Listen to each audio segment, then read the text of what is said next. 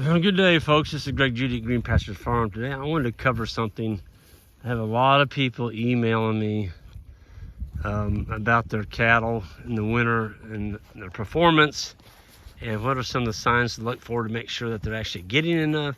Do they need to be packing lick tubs or corn gluten or some kind of grain or protein lick or something to their cattle? Or in other words, at the end of the day, is the forage giving them what they need? It's cold out. It's winter time. You gotta feed them grain, right?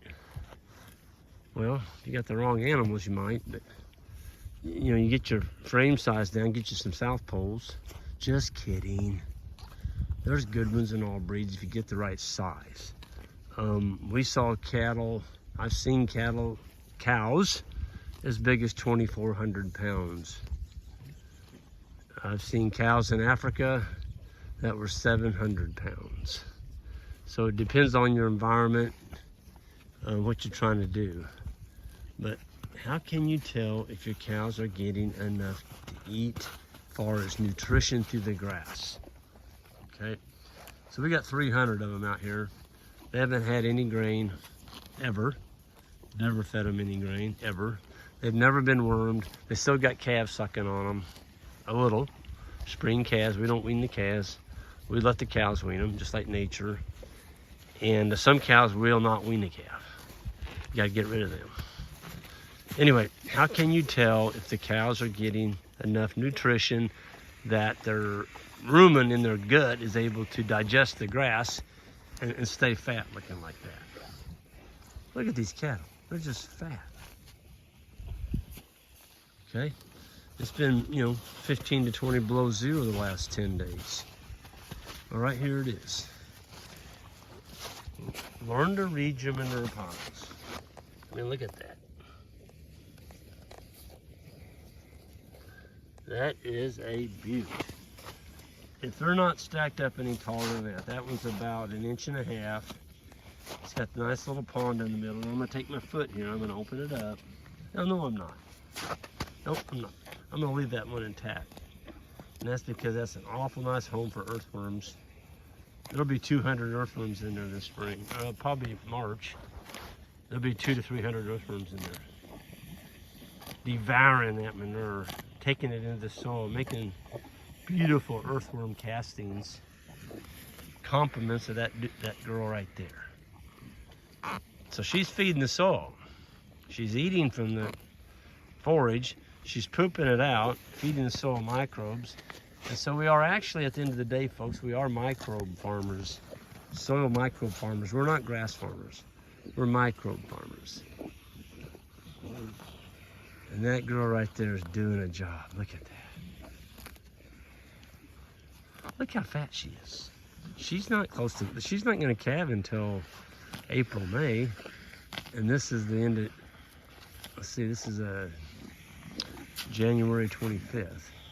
So we still got, got all February, March.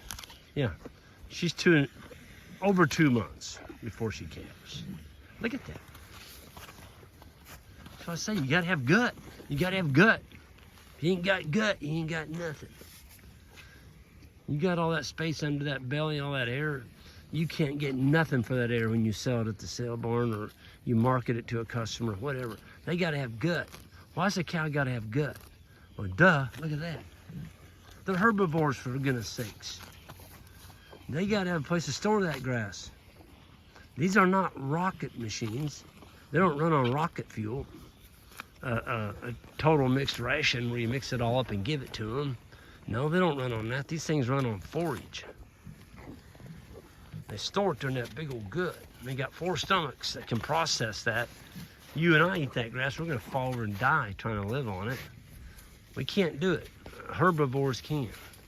Notice the legs on that cow. Little short legs. She doesn't have 3-foot long legs. She's got about 18-inch legs. Got a nice big old butt on her. You want a nice big old butt so that when she pushes that calf out, there's plenty of room back there for the calf to come out. You don't want a skinny butt on your cow.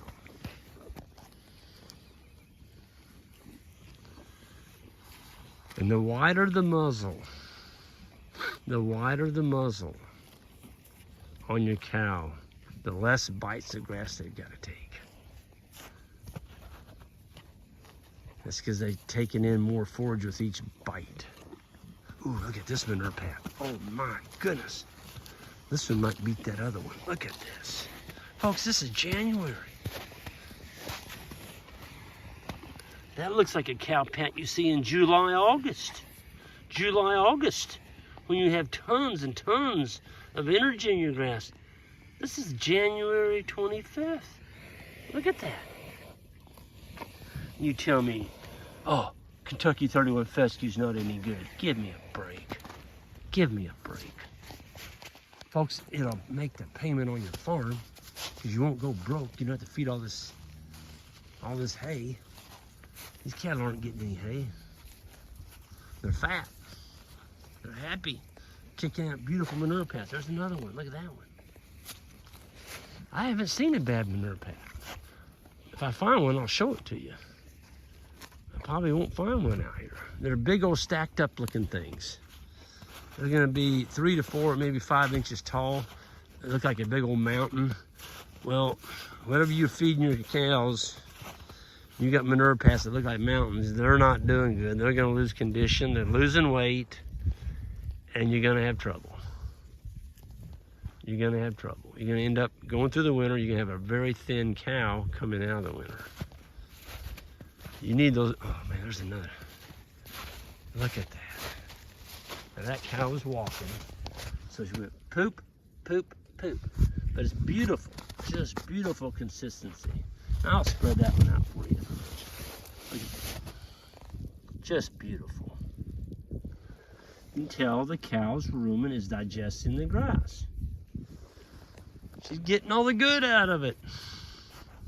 She's getting all the good out of it. Yep. Oh, I got to tell the story on that barn right there. That barn was built in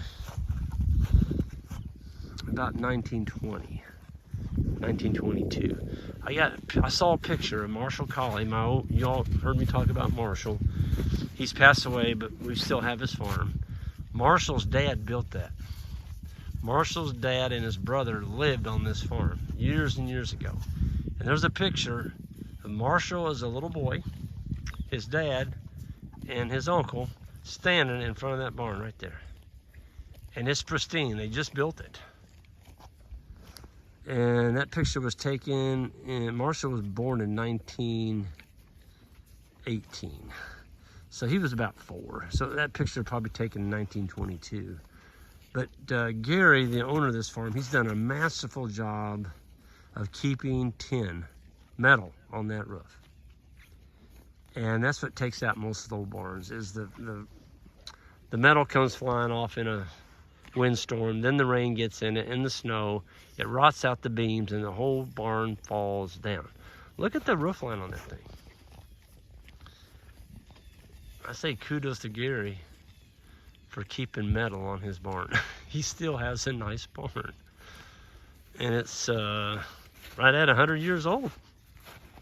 Yeah. I think that picture was taken in 1922, and this is 2024.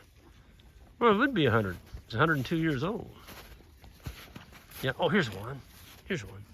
Okay, now this one's not too bad. See how it's stacked up? Okay, so that cow, she's not doing as good a job of selecting her diet. And that could have been for the hay that she was fed last night. So give her a day on this stockpile and it's gonna more look like that one, okay? That's what I'm talking about being stacked up. See, it's probably 4 or 5 inches tall. You don't want them looking like that. And if I take my foot and open this, look at it. See, you can see the longer pieces of grass and stuff in there. That's not, the rumen couldn't digest it as well because there wasn't any energy and there wasn't enough protein in the grass. There's our little nemesis. The honey locust. We're gonna get those darn things. I'm not brush hogging them. I'm gonna cut them and be done with them. put a little bit of my Kool-Aid on them. We got a Kool-Aid recipe. It takes care of it. Look at that. Beautiful. I've only seen one. All day walking this field, I've only seen one manure pad that was stacked up. So if you only see one and all the rest of them look like what I've been showing you, you're doing well. You're doing well. So with that, I'm gonna go ahead and get out of here. Folks, you all have a good one. Hope to see some of y'all at the grazing school.